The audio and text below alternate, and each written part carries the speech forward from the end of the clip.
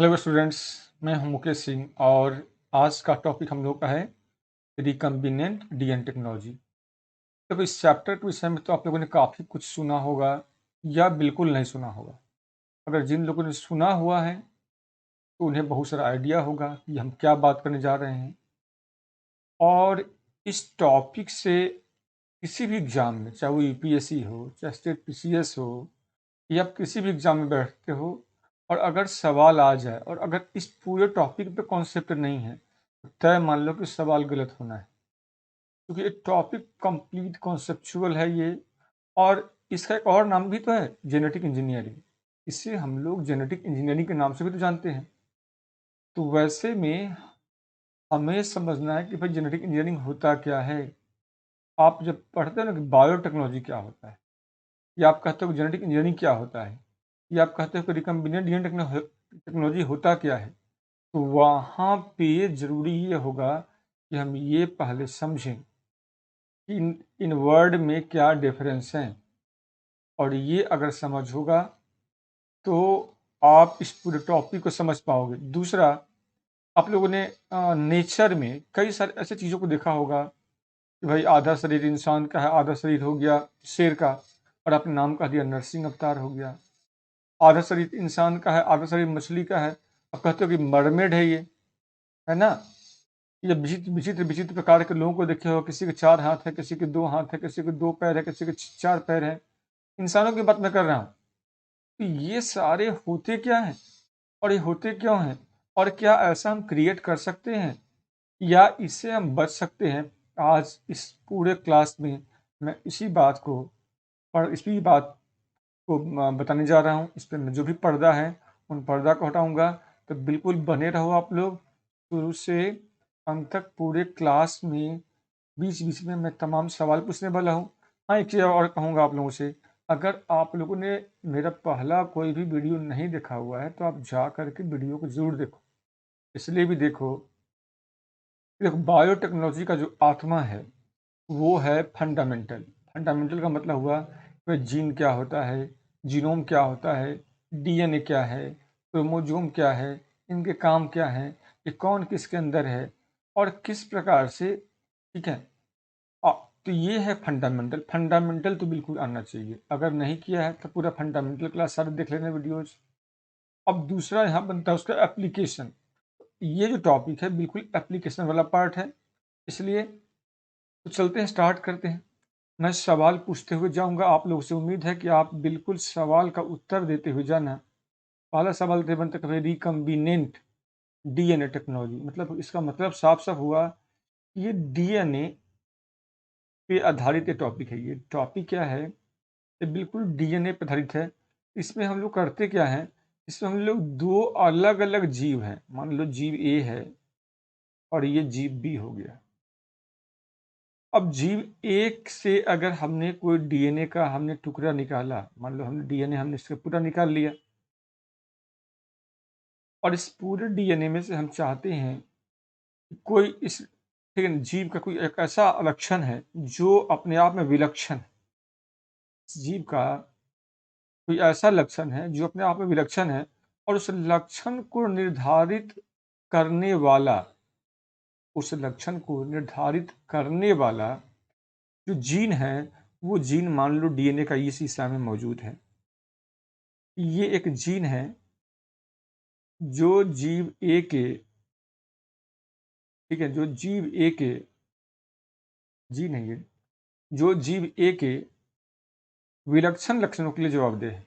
मैंने एक ऐसा लक्षण जिससे जो जीव बी है वो चाहता है कि मेरे पास भी काश वो लक्षण होता। अब ऊपर वो बी के पास नहीं है, तब ये बी क्या चाहता है, ए से कैसे प्राप्त करे।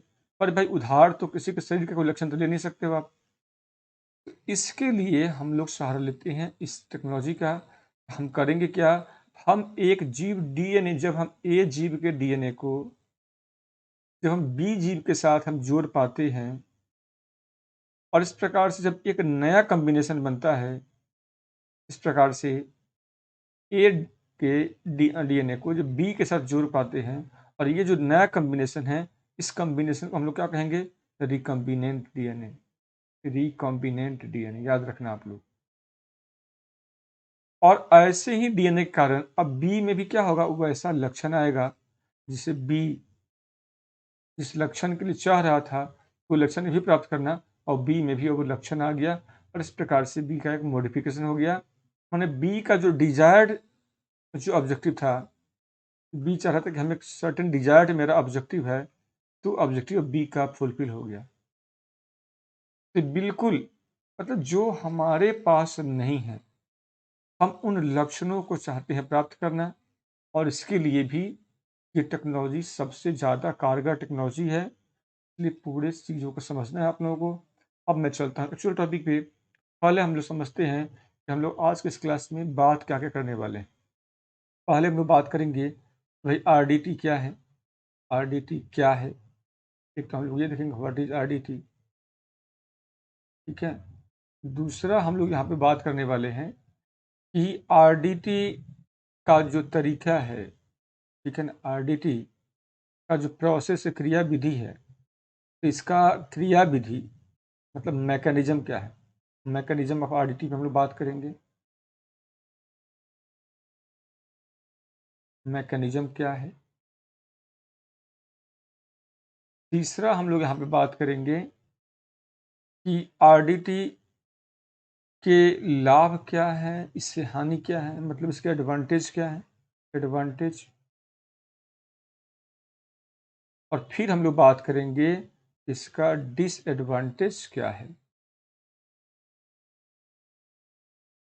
इसके बाद हम लोग ये देखेंगे कि यूपीएससी मेन में क्या क्वेश्चन इससे पूछा गया है, मेंस में क्या क्वेश्चन आया है। फिर हम देखेंगे यूपीएससी के प्रीलिम्स में इसमें से क्या क्वेश्चन आया है प्री में। और उन क्वेश्चनों को अगर आप लोगों ने देखे होंगे तब तो बड़ी अच्छी बात है, अगर नहीं देखा हुआ है तो एक बार जाकर के आप लोगों को देखना चाहिए, क्योंकि देखो तैयारी का सही मतलब यही होता है कि आप प्रीवियस ईयर पेपर को जरूर देखा करो। चलिए पहले है आरडीटी क्या है ये समझते हैं। आरडीटी क्या है, कोई पूछता है आपसे तो क्या कहोगे आप।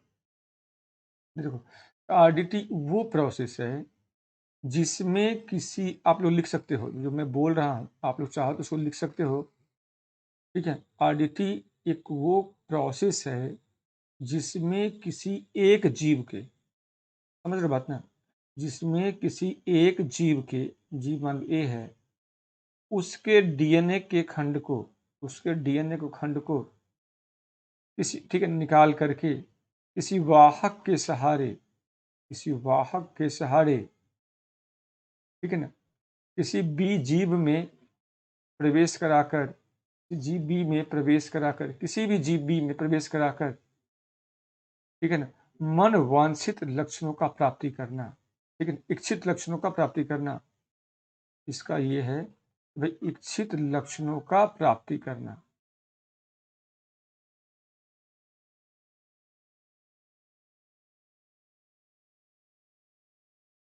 ये वो टेक्नोलॉजी है, ये बात याद रखो आप लोग।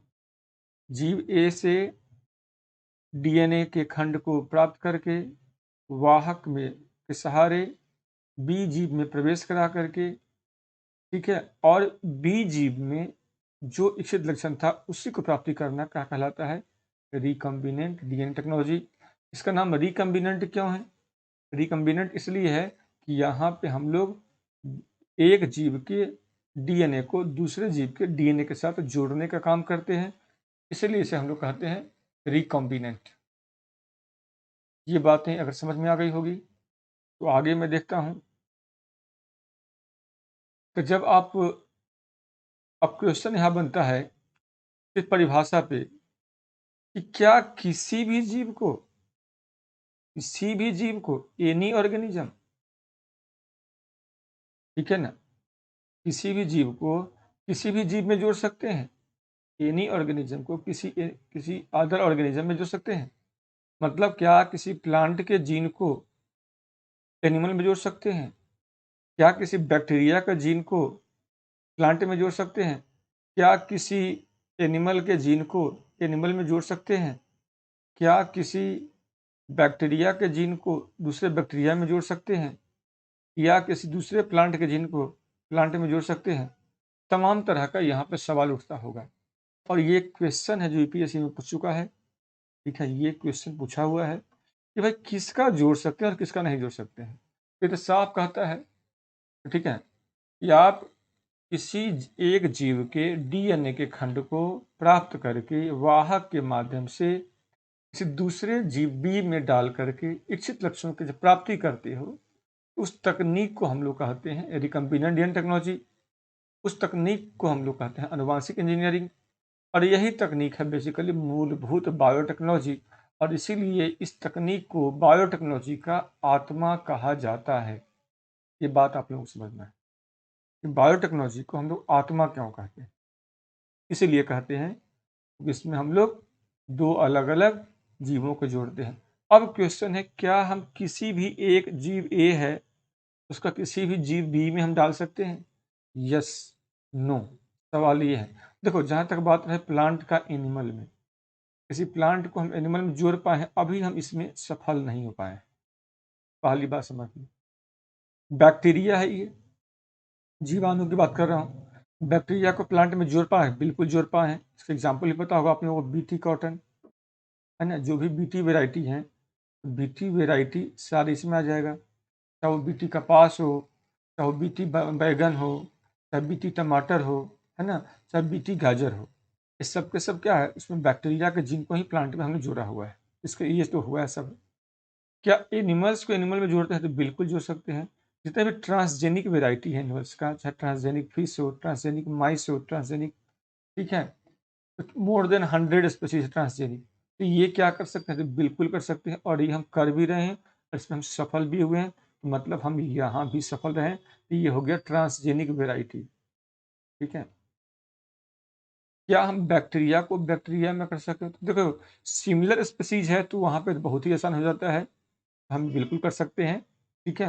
और क्या प्लांट को हम प्लांट में कर सकते हैं? तो बिल्कुल कर सकते हैं। और क्या किया है? तो बिल्कुल किया है।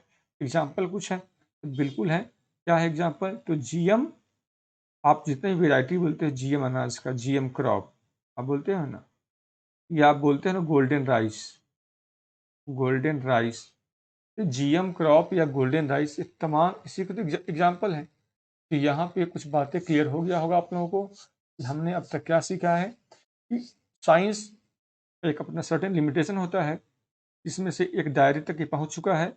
अब हमें एक स्टेज और पहुँचना है, और वह प्लांट का एनिमल का साथ जोड़ना। तो प्लांट का प्लांट के साथ जोड़ पा रहे हैं, एनिमल का एनिमल के साथ जोड़ पा रहे हैं। हम कहीं पे अगर नहीं जुड़ पा रहे हैं तो प्लांट को एनिमल के साथ, हालांकि इसमें भी आंशिक सफलता मिलनी शुरू हो गई है। इसमें कुछ चूहों पे प्रयोग किया जा रहा है, और चूहे को हरे हरे रंग के चूहे उगाए जा रहे हैं, ठीक है। ताकि, और ये हरे होने के कारण क्या, उसमें क्लोरोफिल का निर्माण कर पाना, और ये भी यहाँ तक संभव विज्ञान कर पाया है। आने वाले दिन में तय बात है कि आगे भी हम पहुँच जाएंगे। अब दूसरा सवाल यहाँ पे है, ठीक है। तो अभी तक हम लोगों ने सीखा कि आरडीटी क्या है। दूसरा, हम इसमें किसी एक जीव के दूसरे जीव में डाल सकते हैं, इसका क्या लिमिटेशन है हमने अभी तक देखा है। अब हम लोग बात करेंगे कि इस बायोटेक्नोलॉजी का जो प्रोसेस है, ठीक है ना, मतलब आरडीटी का जो प्रोसेस क्या है, आरडीटी का प्रोसेस क्या है, आरडीटी का क्रियाविधि क्या है।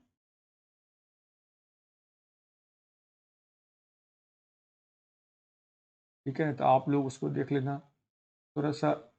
मुझे एक्चुअली आरडीटी का जो क्रियाविधि है तो देखते हैं एक बार।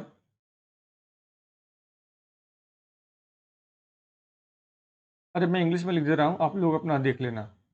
तो हिंदी में लिखने में दिक्कत होती है, इस ये कलम उतना घूमता नहीं जितना हिंदी में घुमाने पड़ते हैं, इसलिए मजबूरी हो जाता है। तो देखो, आरडीटी का क्रियाविधि में बात कर रहा हूँ, आरडीटी मैकेनिज्म ऑफ आरडीटी में लिख दे रहा हूँ।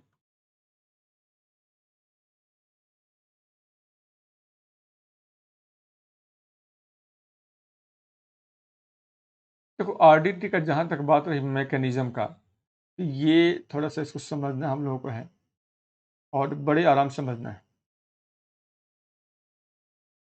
एक पूरा प्रोसेस के लिए हमें कुछ चीज़, कुछ सामग्री भी चाहिए होता है, और वो सामग्री क्या क्या है। पहला आप लोग याद रखो, एक तो वेक्टर चाहिए हमको, एक हम चाहिए वेक्टर, और दूसरा हमें चाहिए यहाँ पे एंजाइम, एंजाइम। देखो, वेक्टर के तौर पे हम लोग किसी वायरस को भी इस्तेमाल कर सकते हैं, और वेक्टर के तौर पे हम लोग किसी बैक्टीरिया का भी इस्तेमाल कर सकते हैं, या वेक्टर के तौर पे हम इन दोनों का मिला-जुला कोई प्रोडक्ट हो उसका भी हम इस्तेमाल कर सकते हैं, या इसके कुछ सब यूनिट्स हैं उसका भी इस्तेमाल कर सकते हैं। जो मोस्ट कॉमन वेक्टर है जो हम लोग इस्तेमाल कर रहे हैं, उसमें कुछ नाम मैं बताता हूँ, जैसे हो गया कॉस्मिड, आज़मिड, plasmid, lambda phage, Y chromosome. हम लोग इन सब का हम इस्तेमाल करते हैं एज ए वेक्टर, इसमें आरडीटी में। वेक्टर होता क्या है? वेक्टर का मतलब हुआ एक वो इंटरमीडिएट, एक वो एजेंट जो किसी एक जीव से के डीएनए को, ठीक है, ले करके किसी दूसरे जीव पी में पहुंचाने का काम करता है। तो वैसे इंटरमीडिएट एजेंट को हम लोग वेक्टर कहते हैं, और इसमें से ये कोई भी इन पांचों में से हो सकता है, या आपको अगर इन पांचों का नाम नहीं याद हो तो आप बैक्टीरिया याद रख सकते हो, वायरस याद रख सकते हो। दूसरा हम लोग यहाँ पे यूज करते हैं एंजाइम का। वो एंजाइम कौन सा है तो देखते हैं। दूसरा हम लोग यूज करते हैं एंजाइम का। तो इस पूरे प्रोसेस में जिस एंजाइम को यूज करते हैं उसका नाम है रिस्ट्रिक्शन एंजाइम। Restriction enzyme.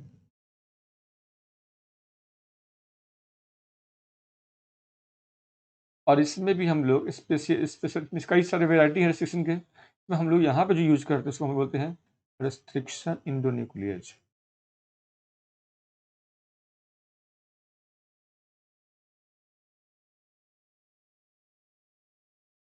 ठीक है, ये जो रेस्ट्रिक्शन एंजाइम है इसी को हम लोग एक और वर्ड से पुकारते हैं, और उसका नाम है मॉलिक्यूलर सीजर। आणविक कैंची भी कहते हैं इसको। क्या कहते हैं इसको? Molecular scissor.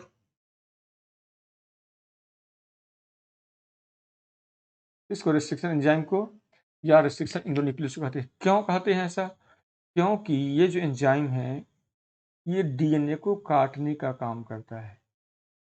ये डीएनए को काटने का काम करता है। अब जो डीएनए को काटने का काम है, तो क्या हम कोई और एंजाइम से नहीं काट सकते हैं? तो काट सकते हैं, लेकिन तो फिर इसी को हमने क्यों यूज किया? क्योंकि ये जो काटता है डीएनए को, ये एक विशेष तरीके से काटता है। ये जो काटता है डीएनए को एक विशेष तरीके से काटता है, इसलिए हम लोग इसका यूज करते हैं।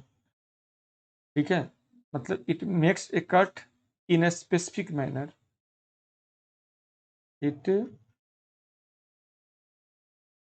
Makes a cut in specific manner.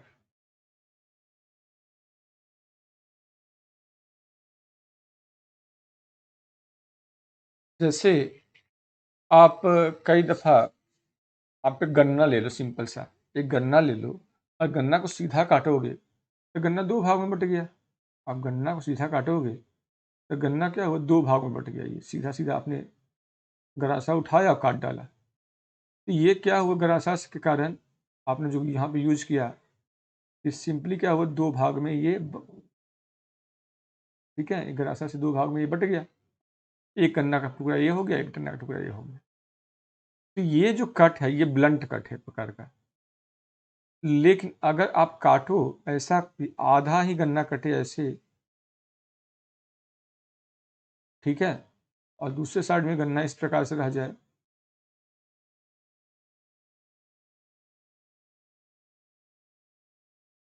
तो ये जो कट है, अगर इस तरह का कट पैदा करते हो तो ये हो गया एक प्रकार का विशेष कट, स्पेसिफिक कट। ये हो गया एक प्रकार का स्पेसिफिक कट, और इसी को हम लोग बोलते हैं स्टिकी एंड।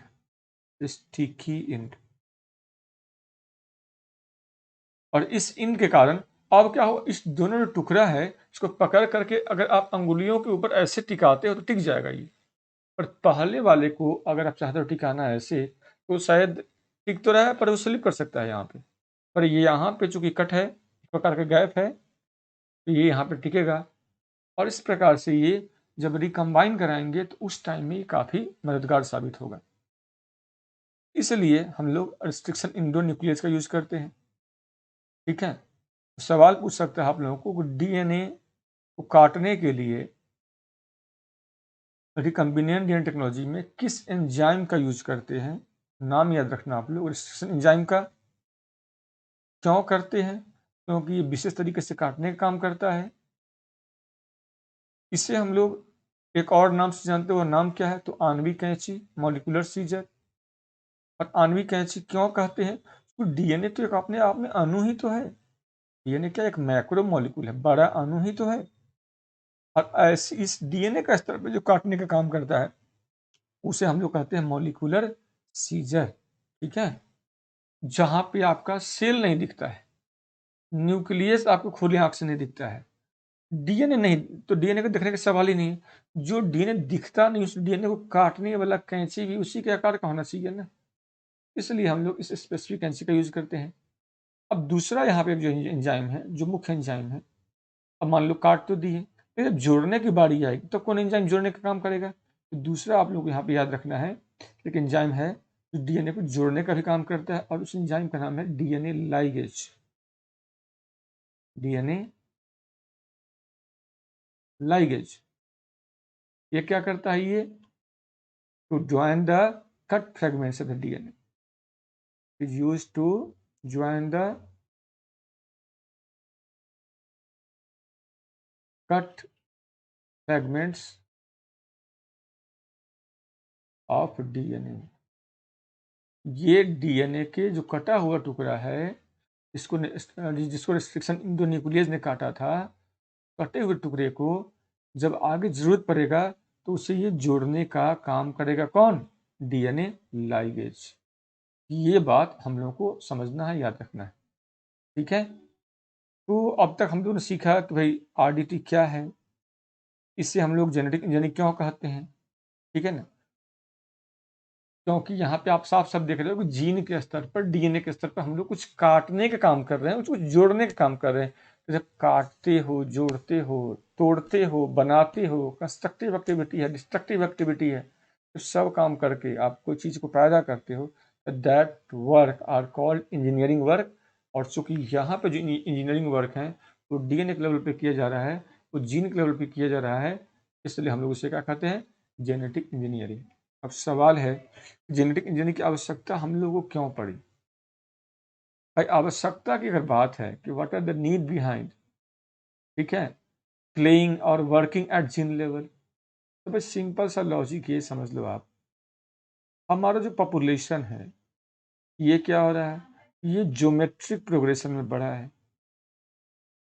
और रिसोर्स हमारा ये अर्थमेटिक प्रोग्रेशन में ये बढ़ रहा है। भाई माल्थस ने भी तो यही कहा था कि ज्योमेट्रिकल प्रोग्रेशन में ये पॉपुलेशन बढ़ रहा है, तो फिर रिसोर्स जो बढ़ने की बात है ये अरिथमेटिक प्रोग्रेशन में बढ़ रहा है। नतीजा क्या हुआ भाई? रिसोर्स का समस्या हो गया है। नतीजा क्या हुआ? जो डिमांड है, ठीक है, डिमांड तो ज़्यादा है लेकिन सप्लाई घट गया है। डिमांड ज़्यादा है, डिमांड ज़्यादा है, सप्लाई घट रहा है, तो रिसोर्स पे प्रेशर है। तो प्रॉब्लम क्या है? Rising population. प्रॉब्लम क्या है? Rising population. ये रिसोर्स के ऊपर प्रेशर डाल रहा है। तो जरूरी क्या होगा? जरूरी ये होगा कि हम रिसोर्स को बढ़ाएं। डिमांड को घटाने से काम नहीं चलेगा, सप्लाई को बढ़ाना पड़ेगा। आपको रिसोर्स को जनरेट करना पड़ेगा, या जो रिसोर्सेस हैं उसे और बेहतर करना पड़ेगा। ठीक है, ताकि हम जो ग्रोइंग पॉपुलेशन है उसके एब्डामन को हम भर सकें। ठीक है, उसके डिमांड का जो हम सप्लाई है वो हम एक इक्वल प्रपोर्शन मिला सके कि डिमांड जितना है उतना सप्लाई हम कर सके।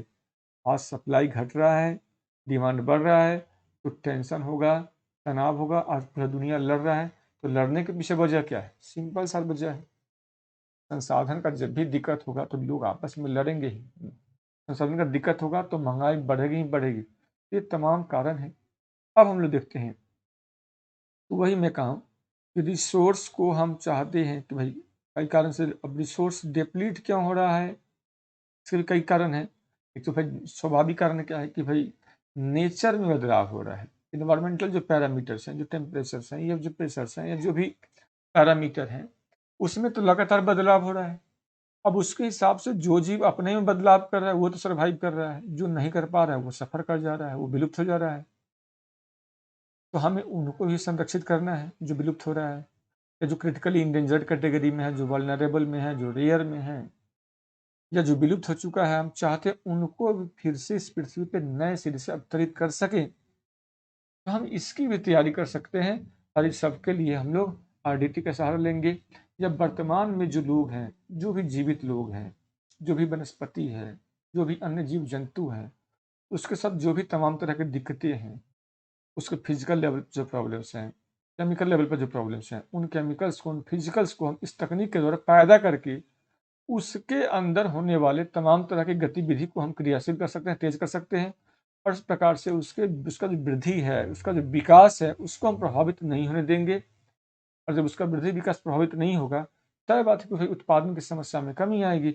लेकिन अगर हम वो जरूरी रसायन का उत्पादन भी नहीं कर पाए, या सप्लाई भी नहीं कर पाए, या उसे इस लायक नहीं बना दें कि वो खुद उत्पादन कर सके, तय बात है कि ये समस्या बड़े स्तर पर आकर के व्यापक आकार का ये हो सकता है। हमें इन बातों को भी ध्यान रखना है। तो चलिए आगे बढ़ते हैं हम लोग हैं, और देखते हैं हम लोग हैं इस तकनीक में हम लोग करने क्या वाले हैं। हाँ, इससे आगे बढ़ने से पहले मैं थोड़ा सा आप लोगों को कुछ और बातें बता दूंगा। और या मैकेनिज्म को शुरू करने से पहले मैं बता ही देता हूँ आप लोगों को।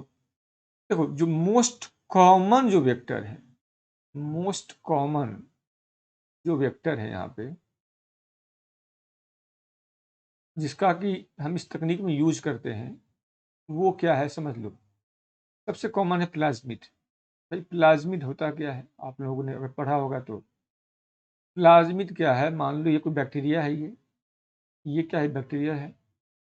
अब इस बैक्टीरिया को देखोगे आप, इस बैक्टीरिया के अंदर इसका एक अपना मूल क्रोमोजोम, एक मूल क्रोमोजोम है।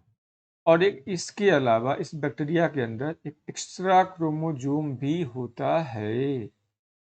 और इस एक्स्ट्रा क्रोमोजोम का नाम क्या है, इसी का नाम है प्लाज्मिड। ये क्या है, ये एक्स्ट्रा क्रोमोजोम,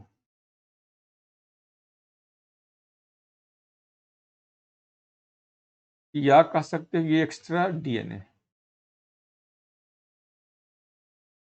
अब ये मत पूछना कि फिर बैक्टीरिया का डीएनए कैसा होता है, तो आप लोगों को पता है कि जो बैक्टीरिया का डीएनए है, ये क्या है, डबल स्ट्रैंडेड, सर्कुलर, गोलाकार और नेकेड होता है ये। ठीक है, ये इसका मूल डीएनए है, ये पूरा बैक्टीरिया है। अब देखना है कि और समझना है यहाँ पे, अगर ये बैक्टीरिया जब ये डिवीजन में जाता है, नेचुरल डिवीजन, जैसे मान लो बाइनरी फिशन हो गया, जब ये डिवीजन में जाता है तो बैक्टीरिया 1 से 2 होगा। जब बैक्टीरिया डिवीजन में जाएगा, जब 1 से 2 होगा, उससे पहले क्या 1 से 2 होगा, उससे पहले इसका मूल जो क्रोमोजोम है ये भी 1 से 2 होगा। और मूल क्रोमोजोम के अलावा, चूंकि ये भी तो क्रोमोजोम ही है, जैसा ये है वैसा ही है, जैसा ये डीएनए वैसा ही ये डीएनए है, ये एक एक्स्ट्रा है। जब ये रेप्लिकेशन होगा, मतलब जब इसका दुगुना होगा, जब इसका डबलिंग होगा, तो इसका भी डबलिंग होगा, इसका भी दुगुना होगा। और जब इसके अंदर की चीज़ों का जब डबलिंग या मात्रा जो है दोगुना हो जाएगा, तब जाकर बैक्टीरिया क्या होगा, बीचों बीच अब 1 से 2 में डिवाइड कर जाएगा। और उसी 1 से 2 में जो बैक्टीरिया का जो बनना है, ये क्या कहलाता है, ये कहलाता है बेसिकली बाइनरी फिशन। जब जहाँ पे एक बैक्टीरिया 2 बैक्टीरिया में बदल जाता है, फिर हर एक के पास अपना क्रोमोजोम है, हर एक के पास अपना एक्स्ट्रा डीएनए है, जिसको हम लोग बोलते हैं प्लाज्मिड। और इस विभाजन को हम लोग क्या बोलते हैं, बाइनरी फिशन। बाइनरी फिशन गौर से देखें तो एक प्रकार का नेचुरल क्लोनिंग है ये, एक प्रकार का नेचुरल क्लोनिंग ही तो है ये। अब क्वेश्चन यहाँ बनता है, क्वेश्चन यहाँ ये है, समझ लो बात आप, कि आरडीटी जो तकनीक है उसमें हम लोग प्लाज्मिड को ही लेते हैं मोस्टली। कारण है, ये जो बैक्टीरिया है जिसका नाम था इकोलाई, ठीक है, जिस बैक्टीरिया के अंदर ये है, उस बैक्टीरिया का नाम क्या है, इकोलाई। ये बैक्टीरिया हमारे आँतों के, जो बड़ी आँत हैं, उसके सीकम भाग में, उसके कोलन भाग में ये पर्याप्त मात्रा में पाया जाता है, जहां पर ये एनएरोबिक रेस्पिरेशन का काम करता है। कई दफ़ा फर्मेंटेशन के द्वारा भी कह सकते हो, पर यहाँ पे इसके द्वारा ये अपना फूड ये प्राप्त करता है ये, और बदले में ये हमारे लिए कुछ विटामिन्स का निर्माण भी करता है, विटामिन्स का निर्माण करता है। और इस प्रकार से ये बैक्टीरिया हमारे लार्ज इंटेस्टाइन में, जो बड़ी आंत है, उसमें एक सिम्बायोटिक रिलेशनशिप में रहता है ये इसमें एक ये सिम्बायोटिक रिलेशनशिप में ही रहता है ये। इसको बोलते हैं सहजीवी संबंध। खुद भी जीता है और हमारे लिए ये विटामिन अपने लिए ये क्या लेता है, ये फूड लेता है। जो बड़ी आंत में जो भोजन होता है हमारे लिए वो वेस्ट होता है, क्योंकि भोजन का जो मूल जो चीज़ें होती हैं वो छोटी आंत में ही पाचन के उपरांत वो क्या होता है, एब्जॉर्ब हो जाता है। वो एब्जॉर्ब होने के बाद जो शेष बचा हो जाता है बड़ी आंत में, हमारे लिए वेस्ट है पर बैक्टीरिया के लिए फूड है। और उसमें से ही बैक्टीरिया हमारे लिए क्या निकल कर दे देता है, सर्टेन विटामिन बी कॉम्प्लेक्स, जिसका कि हम लोग हमारा बॉडी यूज करता है वो। और इस प्रकार से बैक्टीरिया मानव के साथ सिम्बायोटिक या सहजीवी संबंध में रहता है। अब यहाँ पे समझने वाली बात ये होगी, अगर इस प्लाज्मिड को हम बैक्टीरिया से निकाल के यूज करेंगे तो क्या बैक्टीरिया के सेहत पे कोई फर्क पड़ेगा? तो बिल्कुल नहीं पड़ेगा, क्योंकि बैक्टीरिया के लिए तो एक्स्ट्रा है। भाई आपके पास 2 कलम है, आपको लिखने के लिए कलम चाहिए, एक एक्स्ट्रा है, तो वो अगर किसी को दे देंगे तो आपको उससे राइटिंग को प्रभावित नहीं पड़ेगा ना, राइटिंग तो प्रभावित नहीं होगा। बिल्कुल यहाँ भी कोई प्रभाव नहीं पड़ेगा। तो अब क्वेश्चन यहाँ बनता है अगला, वो समझ लेते हैं हम लोग हैं। तो चलते हैं मैकेनिज्म की तरफ।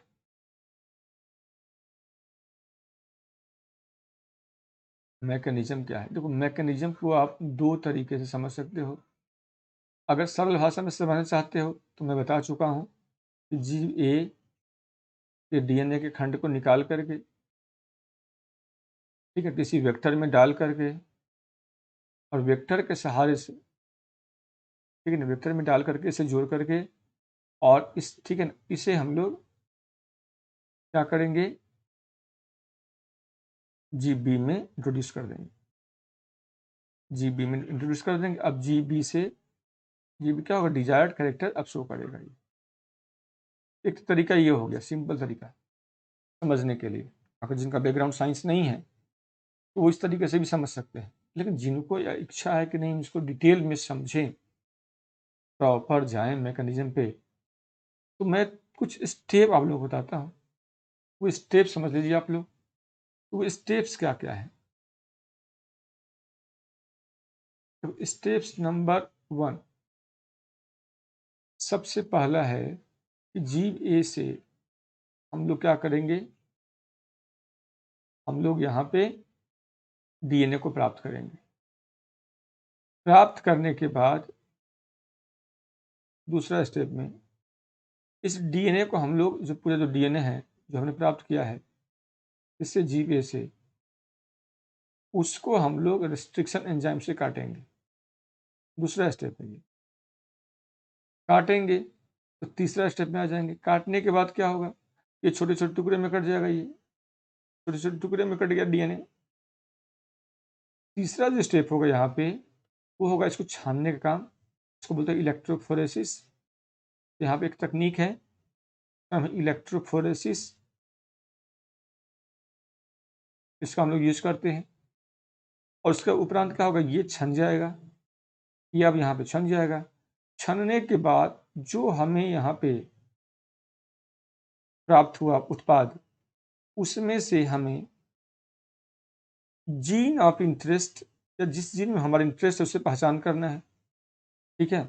तो पहचान करेंगे, और इसके बाद ये जो जीन ऑफ इंटरेस्ट हैं, जीन ऑफ इंटरेस्ट मतलब जिसमें हमारा हित निहित है, उसे हम लोग बोलते हैं जीन ऑफ इंटरेस्ट। तो पूरा डीएनए तो हम नहीं डालने जाएंगे। तो पूरा डीएनए डालने का मतलब हुआ जीव बी को ए बना देना, मतलब जीव बी तो पहले से है ही एक जीव, और प्लस पूरा डीएनए डाल दोगे तो पूरा जीव ए प्लस बी दोनों हो जाएगा, वो तो वो ए भी हो जाएगा। तो ये तो करना नहीं हम लोग को है, हमें सर्टेन जीन को लेकर लेना है। हमें जिस जीन को लेना है तो डीएनए को जिस टुकड़े में वो जीन होगा उस टुकड़े को ले लेंगे, और इसलिए इस प्रकार से इस टुकड़े को हम लोग क्या बोलते हैं, gene of interest. Gene of interest को हम लोग अगला स्टेप में क्या करेंगे, 5वां में, इस स्टेप में हम लोग ये करेंगे कि जीन ऑफ इंटरेस्ट को लेकर के हम प्लाज्मिड के साथ जोड़ देंगे। जीन ऑफ इंटरेस्ट को हम लोग प्लाज्मिड के साथ जोड़ देंगे।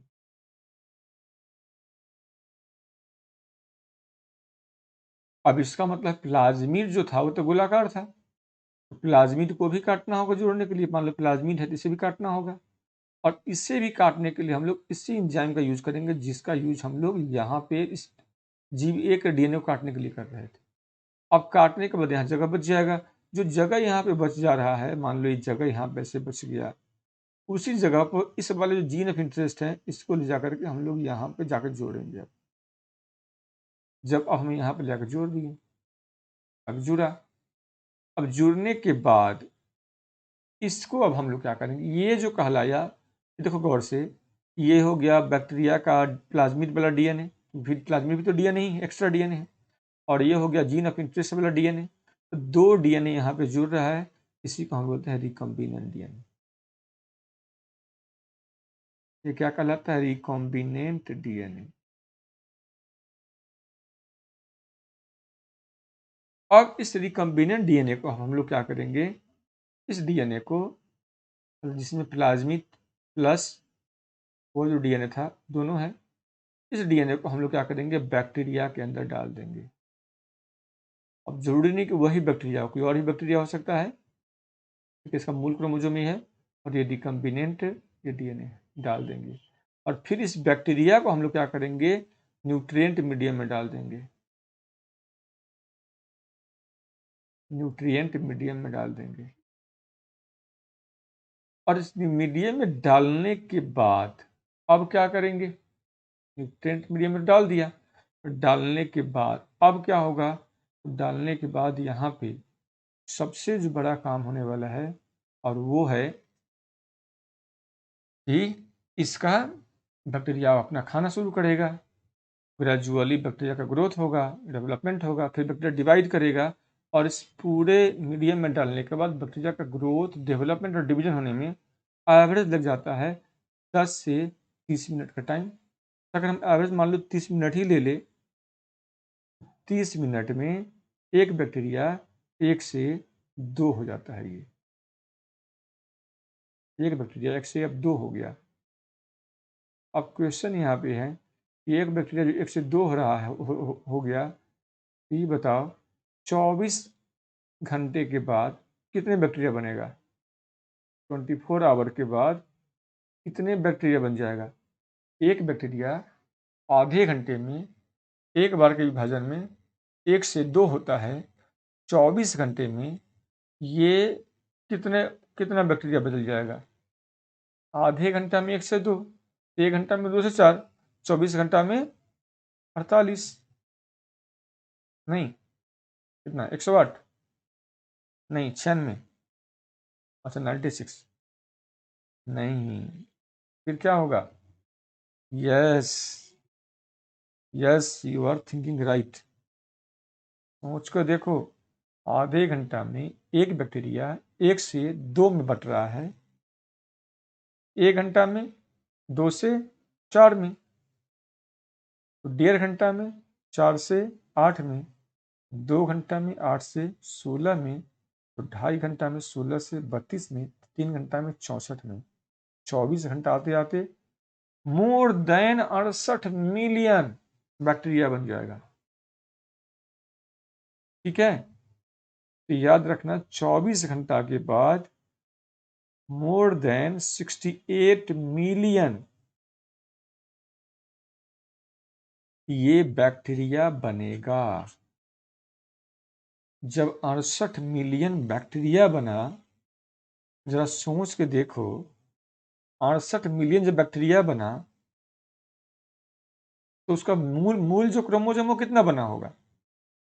मूल जो क्रोमोजोम वो कितना बना होगा? वो भी 68 मिलियन। जब वो 68 मिलियन है तो एक्स्ट्रा डीएनए कितना होगा? वो भी 68 मिलियन। उस एक्स्ट्रा डीएनए पे जो जीन ऑफ इंटरेस्ट है वो भी तो डबल हुआ होगा, वो भी तो डीएनए का हिस्सा है। तो अब जीन ऑफ इंटरेस्ट कितना हुआ? वो भी 68 मिलियन। मतलब क्या हुआ? एक जीन ऑफ इंटरेस्ट को आप जो यहाँ लिए थे, एक जीन ऑफ इंटरेस्ट मतलब एक जीन को मान लो आप लिए थे, वो जीन भी इस प्रकार से 24 घंटा में 68 मिलियन कॉपी आपको मिल गया, 68 मिलियन कॉपी जीन का। तो है ना चमत्कारिक बात? नतीजा क्या होगा? अब इतना जो कॉपी मिला है तो यही प्रोसेस कहलाता है जीन क्लोनिंग। देखो, एक जीन का कितना क्लोन बना लिया, क्या कहलाएगा ये? Gene cloning.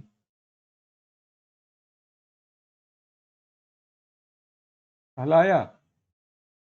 दो बातें समझ गए। अभी अभी हम लोग पढ़े, नेचुरल क्लोनिंग भी पढ़ लिए, जीन क्लोनिंग भी पढ़ लिए। दोनों का आधार क्या है?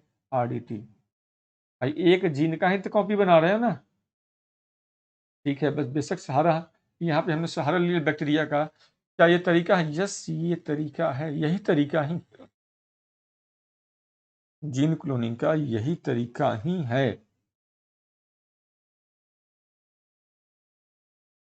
अब बात समझ में आ गई आप लोगों को? तो आगे बढ़े। चलिए आगे बढ़ते हम लोग हैं।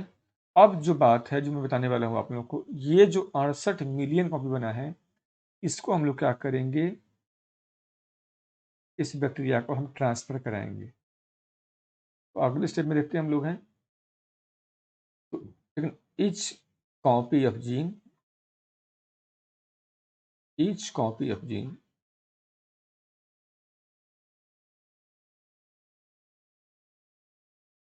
transferred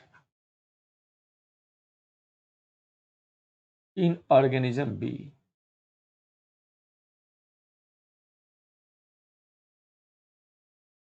प्रत्येक जो जीन का कॉपी है इसे बी जीव में हम ट्रांसफर कराने वाले हैं। और जब बी जीव में ट्रांसफर कराएंगे, जब बी जीव के डीएनए के साथ जा करके, ये बी मान लो बी जीव का डीएनए है, इसके साथ जा करके और ये इसमें से अगर ये इनकॉर्पोरेट हो जाता है, जुड़ जाता है, अब बी जीन का तो ये है, बी ए जीव वाला का ये है और बी वाला का ये है डीएनए। ये बी का डीएनए हो गया, ए का डीएनए हो गया। तो अब बी वाले में एक लक्षण आएंगे कि नहीं आएंगे? यस, आ गया। अब क्या हो गया? इसी लक्षण के लिए तो बी चाह रहा था, अब यही लक्षण बी में आ गया और ये सफलतापूर्वक ये जुड़ चुका है। और बी अब उसमें, ठीक है ना, जो लक्षण आया है और बी में अब वही लक्षण कुछ ज़्यादा एक्सप्रेस होगा। ठीक है, इसके अपने जो लक्षण वो तो एक्सप्रेस होगा ही होगा, पर ये लक्षण जाकर के ये भी जब एक्सप्रेस होना शुरू होगा, प्रकार से डिजायर्ड जो रिजल्ट है हमें प्राप्त होता है। और यही तरीका है जिसका हम तमाम जगहों पे हम यूज करते हैं। जैसे कि एग्जाम्पल से हम लोग समझ लेते हैं। मान लो कोई व्यक्ति है, उसका ये है पेंक्रियाज का सेल्स, ये पेंक्रियाज है। इस पेंक्रियाज के सेल से एक सेल होता है इसमें बीटा सेल, ये जवाबदेह होता है इंसुलिन बनाने के लिए। और ये इंसुलिन कारण किसी को डायबिटीज रोग नहीं हो पाता है। लेकिन जब इंसुलिन का मात्रा कम पड़ने लगता है तो ब्लड में ग्लूकोज का जो लेवल है ये बढ़ने लगता है और इस स्थिति को हम लोग बोलते हैं डायबिटीज। अब इस व्यक्ति के पास कोई उपाय नहीं है, क्योंकि इसका एक एज हो चुका है और इसका जो बॉडी है वो ठीक है ना, वो जितना उसके बॉडी का ज़रूरत है ग्लूकोज का, जितना फूड के थ्रू लेता है उस, और ठीक है, और उसके कारण उसके ब्लड में जो ग्लूकोज का लेवल जो बढ़ जाता है, तो कम करने के लिए इसके पास कोई नेचुरल उपाय ही नहीं है एक्सेप्ट कि ये इंजेक्शन ले। सवाल है इंजेक्शन किस चीज़ का लेगा? लेकिन नेचुरल उपाय एक ही है मात्र, और वो उपाय क्या है कि हम ऐसे किसी व्यक्ति को हम ढूंढें और उस व्यक्ति के बीटा जो सेल है, उस सेल को हम लोग उस सेल के जीन को निकाल लें, इस जीन का हम लोग कॉपी कर दें और हम उसको इस व्यक्ति में हम डाल दें, और अब ये जो जीन होगा जो बीटा सेल के बनने के जवाबदेह था, ये जीन अब उसी दर से बीटा सेल का उत्पादन करेगा और वो बीटा सेल उसी दर से इंसुलिन का उत्पादन करेगा, और इस प्रकार से व्यक्ति डायबिटीज से मुक्त हो सकता है। ऐसा ना हुआ तो इसलिए ये व्यक्ति आजीवन इससे पीड़ित रहेगा, फिर मेंटेनेंस बना रहेगा जब तक ये बाहर से इंसुलिन का टीका ले रहा है या अपने फूड को एक अपने फिजिकल वर्क के द्वारा कंट्रोल किए हुए है। अगर ये दोनों में से कोई नहीं कर पाता है तो इसे अक्कल होकर के कई तरह की समस्याएं होंगी और फाइनली कभी गठिया हो गया, कभी जोड़ों का दर्द हो गया, कभी चक्कर आ रहा है, फाइनली डेथ हो जाता है। ठीक है, तो ऐसे मृत्यु से बचाने का एकमात्र उपाय हमारे पास है कि हम आरडीटी तकनीक का हम सहारा लें और तमाम ऐसे समस्याएं जो हमारे दैनिक जीवन में जिसे हम फेस करते हैं, हम उस समस्याओं से अपने आप को हम बचा सकें और यही हमारी सफलता होगी। इसी को हम लोग कहते हैं आरडीटी। ये वीडियो चूंकि बड़ा हो जाएगा, तो मुझे लग रहा है कि इसका एक और पार्ट होना चाहिए, इस पर मैं आगे डिस्कस करूंगा आप लोगों से। तब तक के लिए सारे बच्चों को थैंक यू, बाय। और एक चीज़ हमेशा याद रखना, ये यूपीएससी का ही टॉपिक है, ये मैंने अभी ऑब्जेक्टिवली आपको बताया है, बिल्कुल प्रीलिम्स ओरिएंटेड। जब इसका मैं मेन पक्ष बताऊंगा तो बहुत सारे बातों को मैं फिर से करने वाला हूँ। तो बिल्कुल प्रीलिम्स के लिए टॉपिक है। और तब तक के साथ थैंक यू, फिर मिलते हैं हम लोग हैं। और आप लोग एटलीस्ट जो प्रीलिम्स का जो क्वेश्चन बैंक है उससे आप लोग एक बार गो थ्रू हो जाइए और जितना सवाल कर सकते हो, जितना सवाल कर सकते हो इस टॉपिक का सवाल बनाइए, खुद से सवाल कीजिए, आगे बढ़िए, खुद से सवाल कीजिए, आगे बढ़िए। और तब तक मिलते हैं फिर, तब तक के लिए सारे बच्चों को मेरी तरफ से thanks, bye, and don't forget to share, subscribe and like, isn't it? Thanks.